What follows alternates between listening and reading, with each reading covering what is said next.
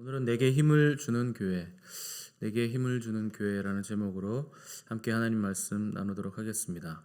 이 바울과 바나바는 가는 곳마다 복음을 전할 때마다 핍박을 받았지만 그때마다 다른 지역으로 옮겨가서 또 복음을 전했고 마침내 우여곡절 끝에 1차 전도 여행의 마지막 코스인 더베에 도착하게 됐습니다.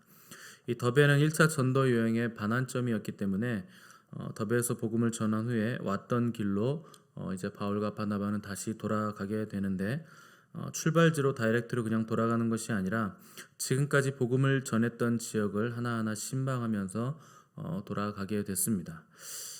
말하자면 가면서는 복음을 전했고 돌아오면서는 양육을 했다 하는 것입니다. 이 전도만큼 중요한 것이 또 양육입니다. 대부분의 사람들이 전도만 하면 나는 내 사명을 다했다 이렇게 생각하지만 그렇지 않습니다. 전도를 했다면 반드시 그 새신자가 정착할 때까지 돌보고 양육을 해야 됩니다. 대개 전도한 사람의 믿음을 새신자가 그대로 보고 배우게 돼 있거든요. 전도한 사람이 새벽기도 하면 새신자도 새벽기도 잘 따라 나오는 것이고 전도한 사람이 주일 성수 잘하고 11조 잘하면 그 새로 온 사람도 주일 성수와 또 11조를 잘 하게 돼 있습니다. 데리고 온 사람 신앙을 그대로 따라가게 돼 있기 때문에 전도를 해온 사람이 양육하는 것도 분명히 감당을 끝까지 해줘야 하는 것입니다. 그 22절 보시면 바울과 바나바가 전도 여행을 마치고 돌아오는 길에 양육한 내용이 나와 있는데 크게 세 가지로 볼 수 있습니다. 첫째로 제자들의 마음을 굳게 했다 이렇게 적었습니다. 이 처음에 복음을 듣고 예수님을 영접하면 처음에는 기쁨과 감동이 있게 마련이고 그때는 신앙생활을 잘 할 수 있을 것 같은데 시간이 조금만 지나면 의심이 생기고 또 마음이 흔들리고 또 혼란을 느끼게 돼 있습니다. 왜 그런가? 아직 믿음이 자라나지 않았기 때문에 견고해지지 않았기 때문에 반드시 흔들리게 돼 있다 하는 것입니다. 또 주변에 믿지 않는 사람들과 섞여 있기 때문에 그 믿지 않는 사람들의 말로 인해서 혼란을 겪기도 하고 여러 가지 영적인 상황들이 새신자가 믿음으로 바로 서기에는 또 버거운 상황들이 많이 발생하기 때문에 그렇습니다. 이때 전도한 사람은 그 사람들의 믿음이 흔들리지 않도록 도와줘야 되고 또 소시로 흔들리는 그들의 마음을 붙잡아 줘야 하는 것입니다. 이것이 바로 양육의 가장 기초이고 양육의 기본입니다. 믿음이 흔들리지 않도록 옆에서 계속 붙잡아 줘야 한다 하는 것입니다. 두 번째는 믿음에 머물도록 계속 권면하는 것입니다. 이 신앙생활이란 현실에 타협하려는 것을 넘어서 믿음에 머무는 삶입니다. 그래서 바울은 골로새서 2장 6절에서 그러므로 너희가 그리스도 예수를 주로 받았으니 그 안에서 행하되 그 안에서 뿌리를 박으며 세움을 받아 교훈을 받은 대로 믿음에 굳게 서서 감사함을 넘치게 하라 이렇게 권면한 것을 볼 수 있습니다. 뿌리를 박으며 세움을 받아 이것이 중요한 것입니다. 새롭게 믿은 신자가 예수 그리스도 안에서 뿌리를 내리게 만들어주는 일이 바로 양육의 중요한 일이라 하는 것입니다. 세 번째 보시면 있는 그대로 솔직하게 가르쳐 주는 것이 양육에 있어서 굉장히 중요한 것입니다. 22절 마지막 부분을 보시면 우리가 하나님의 나라에 들어가려면 많은 환난을 겪어야 할 것이라 이렇게 가르쳤다는 것을 볼 수가 있습니다. 우리는 전도할 때 예수님을 믿으면 만사형통할 것이라 또 뭐 기쁘고 즐겁다, 뭐 흔히들 복 받는다 이렇게 많이 얘기하고 평안하다, 기적이 일어난다 이런 것만 전하기를 좋아합니다. 그런데 예수님을 믿으면 반드시 따라오는 것이 있는데 그것이 바로 고난입니다. 바울은 절대 이러한 사실들을 숨기지 않았습니다. 초대교회 성도들은 예수님을 영접하고 믿으면 고난과 환난 또 박해가 있다는 것을 자연히 알았고 또 그것을 가르쳤고 그것을 또 살아냈습니다. 우리도 반드시 복음을 전할 때 또 양육을 할 때는 이것을 알아야 하고 또 가르쳐 줘야만 합니다. 하나님 나라에 들어가려면 많은 고난을 겪어야 한다. 또 복음에는 영광도 있지만 고난도 있다 하는 것을 반드시 알려줘야 됩니다. 우리는 환상적인 기독교만을 전하려고 하는데 기독교는 절대 환상적인 것만 있는 것이 아닙니다. 우리가 살고 있는 곳은 하늘이 아니라 이 땅이기 때문에 그렇습니다. 이 땅에서 살아갈 때는 여러 가지 환난과 또 고난과 역경을 반드시 통과하면서 살아가게 돼 있다 하는 것입니다. 예수님을 믿는 사람도 예수님을 믿지 않는 사람도 현실의 삶은 고단하고 고달픈 것입니다. 교회가 예수님을 믿으면 좋은 일만 생긴다고 전도하면 그런 기독교는 현실 도피적인 기독교가 되어버리는 것입니다. 예수님을 믿는다는 것은 고난이 사라지는 것이 아니고 고난을 대하는 우리들의 태도가 바뀌는 것입니다. 하나님은 모든 것이 합력하여 선을 이루게 하시는 분이십니다. 여기서 모든 것이 합력하여 선을 이룬다라고 할 때는 이 모든 안에는 좋은 일과 나쁜 일이 다 포함되어 있다 하는 것을 우리는 반드시 새신자들에게 가르쳐 줘야만 됩니다. 이 바울과 바나바는 새 신자들을 양육하면서 돌아왔다고 했는데 양육을 마친 후 교회들을 떠나기 전에 교회 행정에 관한 조치들도 취했음을 우리가 볼 수가 있습니다. 23절 보시면 그들이 안디옥으로 돌아오면서 각 교회에서 장로들을 택하여 금식 기도하며 그들이 믿는 주께 그들을 위탁했다 이렇게 기록을 했습니다. 복음을 전하고 양육한 뒤에 그냥 버려두고 돌아오는 것이 아니라 각 교회마다 영적인 지도자들을 다 세워놓고 그들에게 성도들을 먹이는 일을 위임을 해놓고 온 것입니다. 그래서 바울과 바나바는 장로들을 택해서 리더십 훈련을 따로 시키고 또 금식하며 기도함으로 예수님께 위탁을 드렸습니다. 그들이 바울이나 바나바만 쳐다보고 있게 만든 것이 아니라 오직 주님을 바라볼 수 있도록 우리 주님께 위탁을 했다 하는 것입니다. 사람을 바라볼 때보다 우리 오직 주님을 바라볼 때라야 교회가 든든히 서가는 것이고 또 리더들도 오직 주님을 바라볼 때라야 홀로 설 수 있기 때문에 주님께 위탁을 드렸다 하는 것입니다. 처음에는 누군가 옆에서 붙들어 줘야 됩니다. 그러나 10년이 지나고 20년이 지나도 붙들어 줘야 된다면 그것은 문제가 있는 것입니다. 언젠가는 홀로 서야만 됩니다. 시간이 지나도 엄마만 찾고 있으면 그 자녀는 부모의 근심이 되듯이 리더들은 시간이 지날수록 홀로 서는 법을 반드시 배워야 되는데 그 방법은 사람이 아니라 주님을 바라보는 것이라 하는 것입니다. 마침내 바울과 바나바는 출발지였던 안디옥으로 돌아오게 됐는데 26절 보시면 안디옥은 두 사도가 이룬 그 일을 위하여 전에 하나님의 은혜에 부탁하던 곳이라 이렇게 기록을 했습니다. 하나님의 일이란 하나님의 은혜에 부탁하는 것입니다. 그것이 바로 하나님의 일입니다. 하나님의 은혜에 위탁하는 것입니다.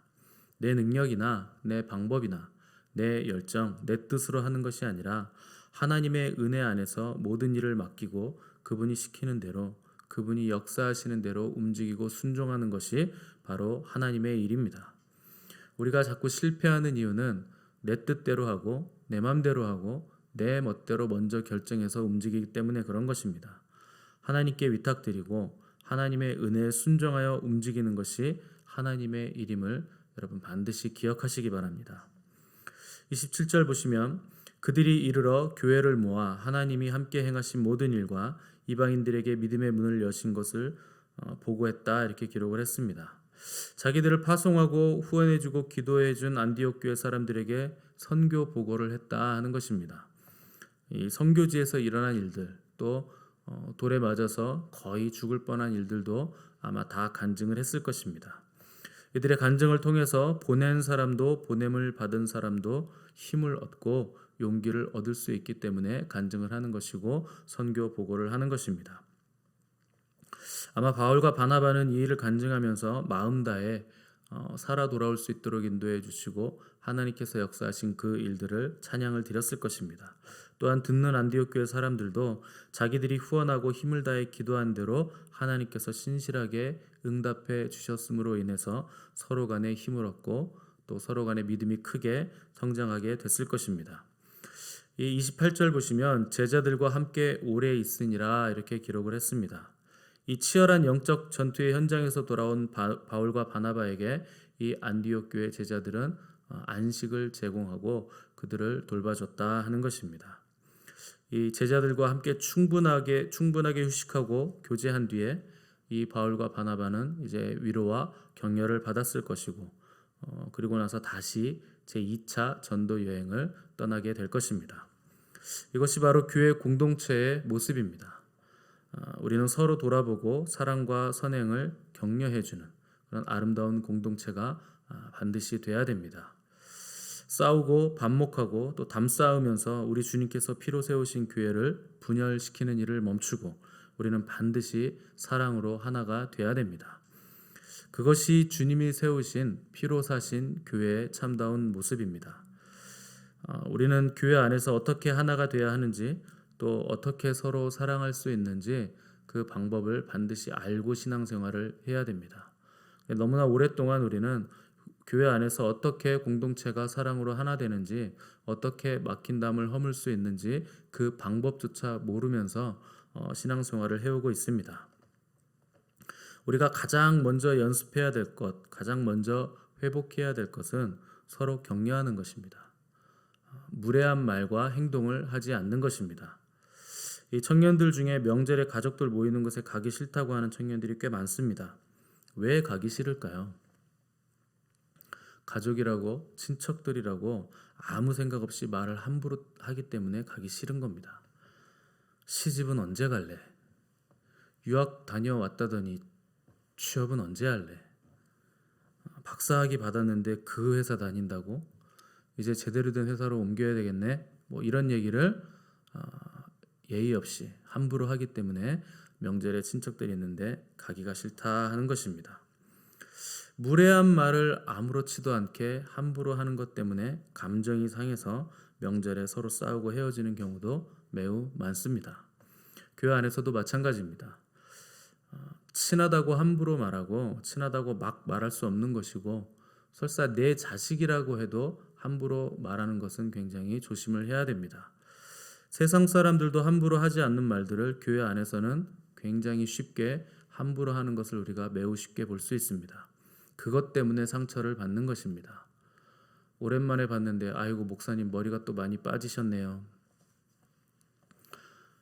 집사님 살이 많이 찌신 것 같아요. 몇 주 만에 나온 사람한테 그런 얘기 하는 거 아닙니다. 그건 굉장히 무례한 것이고 굉장히 예의에 어긋나는 짓입니다. 그 한마디 때문에 그 사람이 교회를 안 나오게 됩니다.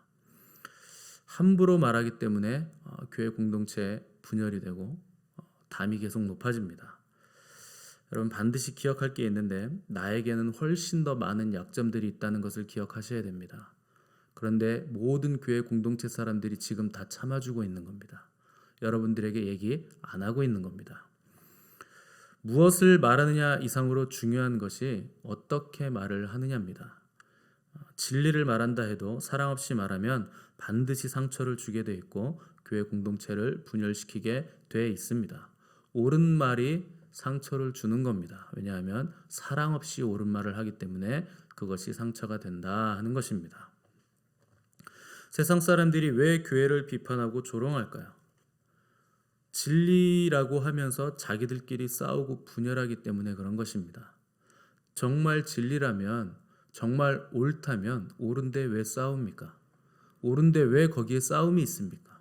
옳지 않기 때문에 분열이 있고 싸움이 있다 하는 것입니다. 오늘날 교회는 믿음도 있고 열정도 있고 헌신도 있지만 서로 사랑하고 존경하고 격려하는 하나됨은 절대적으로 부족합니다.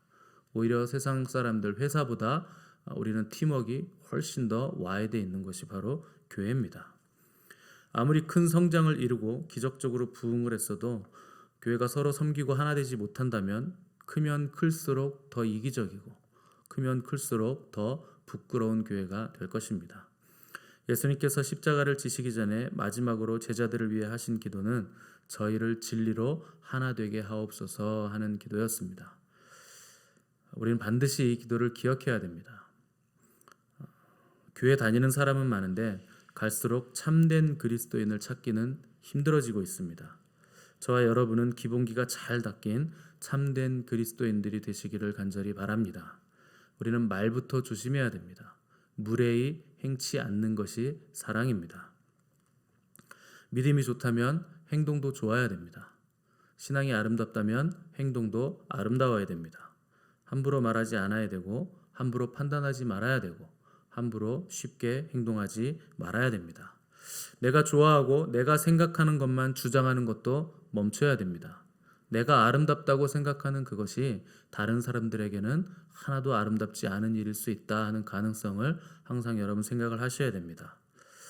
내 것만 주장하다 보면 예수 그리스도는 간대가 없어집니다. 자기 주장만 남아서 결국 교회 안에 갈등과 싸움이 일어나게 된다 하는 것입니다. 주님께서 우리에게 주신 계명은 우리가 주님 안에서 하나 되는 것입니다. 주님 안에서 하나가 될 수 있다면 내 주장을 다 포기해야 됩니다. 내가 좋다고 생각하는 그것도 내려놓을 수 있어야 주님 안에서 하나가 된다 하는 것입니다. 먼저 교회 하나됨을 위해 나의 주장을 내려놓으시고 겸손하게 허리를 동이시는 저와 여러분들 되시기를 간절히 바랍니다. 그럴 때 하나님께서 우리 교회에 먼저 부흥을 주시는 것이 아니라 회복을 주실 것입니다. 회복이 없으면 부흥이 절대 오지 않습니다. 먼저 회복이 와야 되고 회복하려면 회개가 와야 됩니다.